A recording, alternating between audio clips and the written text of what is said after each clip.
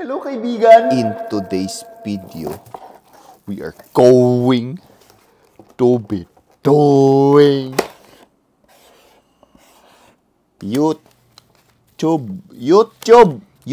Medyo matagal din ako nag-upload sa aking YouTube channel.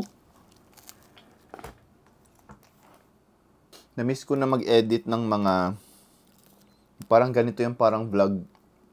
Yung parang daily vlogging na content. What happened? Every Friday, dapat maka-upload ako dito sa YouTube channel ko. Every Friday, simula ngayon. Ngayon yung una.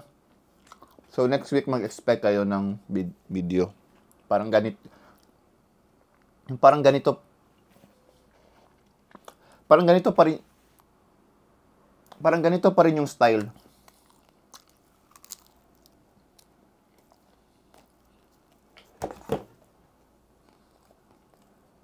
Yung TikTok naman, sa TikTok ko,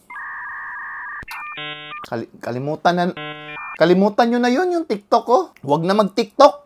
Ang TikTok ko ngayon ay may 9.6 million followers. Anong nangyari sa inyo? Buhay pa ba kayo? Hindi ko alam kung anong gawin ko dito sa year 2020. Hindi ko alam. Hindi ako prepared kung anong gawin ko sa TikTok ko sa 2025. So, kung ano man yung ma-upload ko sa TikTok, yun na yun. Yun na. Basta hindi ko priority gumawa ng mga iskit-iskit ngayon sa TikTok. So, dito ako sa YouTube ngayon mag-upload talaga. Shoutout sa mga Kalbonatics. Yun yung mga viewers ko sa Twitch. Sa Twitch naman siguro, mag-i-stream ako. Basta once a week din, dapat magparamdam ako sa Twitch. Ganun. Dapat magparamdam pa rin ako sa Twitch once a week. Ayan ang Twitch channel ko. Ayan Twitch channel ko yan ha. Ayan Yan, puro yan Dota. Yan So, plano ko pa rin mag-stream this year. Siguro, hindi na tulad next year. Plano ko pa rin mag-stream next year, pero hindi na tulad this year. Kasi this year, grabe, parang mas marami pa akong streaming hours sa tulog. Legit, for the past 6 months, nag-grind talaga ako sa pag-stream. Kasi I enjoyed it, and I still enjoy it now. So, gagawin ko pa rin siya. Kasi parang ito lang yung platform na nakakapag-chill ako. Nakakausap ko yung mga viewers ko, ganun, mga followers ko. Basta meron akong active community kasi sa Twitch, ganun.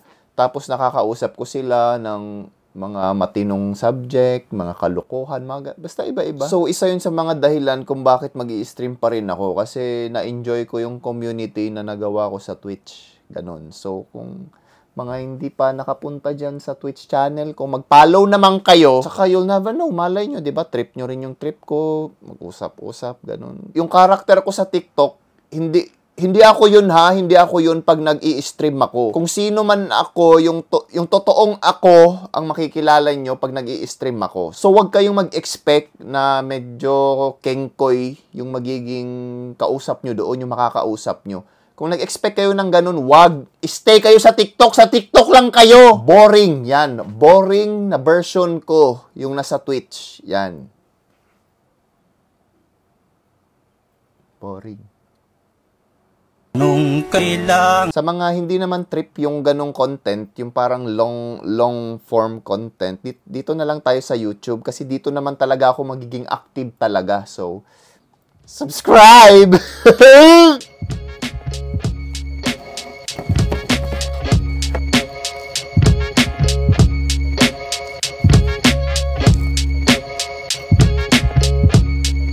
What's up?